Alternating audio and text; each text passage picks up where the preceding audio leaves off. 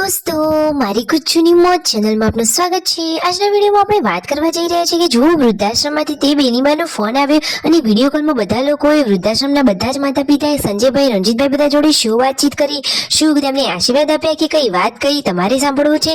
અને જો ઇન્સ્ટાગ્રામના એકાઉન્ટ સસ્પેન્ડના કારણે તેમના પપ્પાએ જે માનતા માટેનો થાળ માન્યો હતો તે થાળ કઈ રીતે બનાવ્યો અને કેટલા બધા લોકો મંદિરે ગયા અને આજે પૂનમ ભાભીને સંજયભાઈએ મગજ ઓછું છે એવું કેમ કહી દીધું, આ બધું જાણવા મળશે તમને મારા આ વિડીયોમાં। મારી ચેનલ પર નવા હોય તો ચેનલને ફટાફટ લાઈક શેર અને સબસ્ક્રાઇબ કરી દો।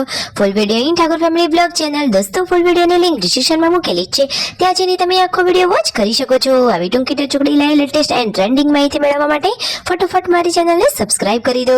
તો દોસ્તો, હવે વધારે રાહ ન જોડાવતા વિડીયોની શરૂઆત કરી દઈએ છીએ।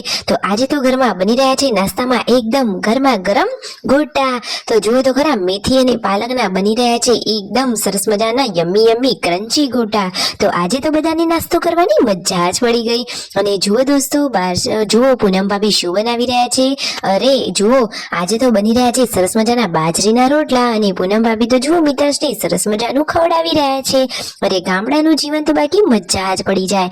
ગામડાની દેશી મોજ તો જે ગામડામાં રહેતું હોય એ જ માણી શકે। સાચી વાત ને દોસ્તો, બપોરનો ટાઈમ થઈ ગયો છે, બધા લોકો હળી મળીને જમવા માટે બેસી ગયા છે। અને જમવામાં ગામડામાં બાજરીનો રોટલો અને એ પણ ચૂલા ઉપર બનાવેલો હોય તો એના જેવી તો ખાવાની બીજી કોઈ મજા જ નહીં। સાચી વાત ને।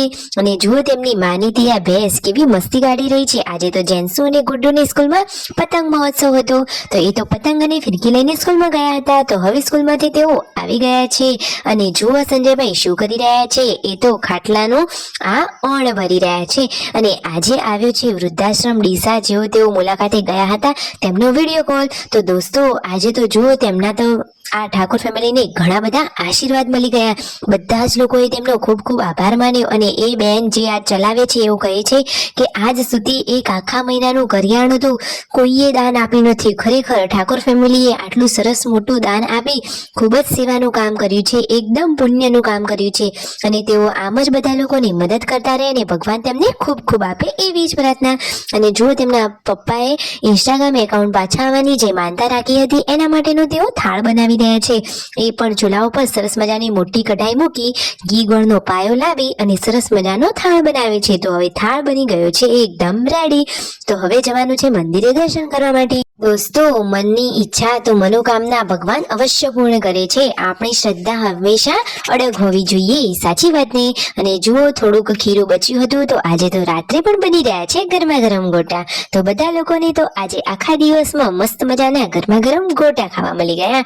પૂનમ ભાભી ઉતારી રહ્યા છે ગોટા અને પાર્વતી ભાભી બનાવી રહ્યા છે ગરમા ગરમ રોટલી।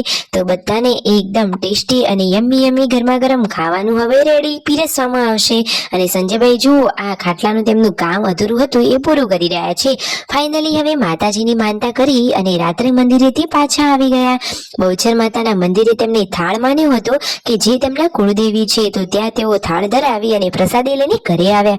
આ રહ્યો થાળ, તો મસ્ત મજાની આ પ્રસાદી મને તો જોતા જ મોઢામાં પાણી આવી ગયું। તો દોસ્તો, તેમને બધાને પ્રસાદી આપી અને બધાના ચહેરા ઉપર ખુશીઓ જોવા મળી। એકાઉન્ટ પાછા આવી ગયા તો ખુશીઓ તો હોય જ નહીં। સાચી વાત નહીં। હવે તો આટલી જ પ્રસાદી બાકી રહી અને હવે આ બધા લોકો બેસી ગયા છે રાતનું જમવા માટે।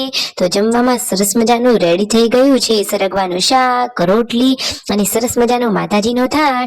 રાત્રે બધા હળી મળી અને એકબીજા સાથે વાતચીત કરી રહ્યા છે। વૃદ્ધાશ્રમની પણ બધા લોકોએ વાતો કરી। વિડીયો ગમે હોય તો ફટાફટ લાઈક શેર એન્ડ સબસ્ક્રાઇબ।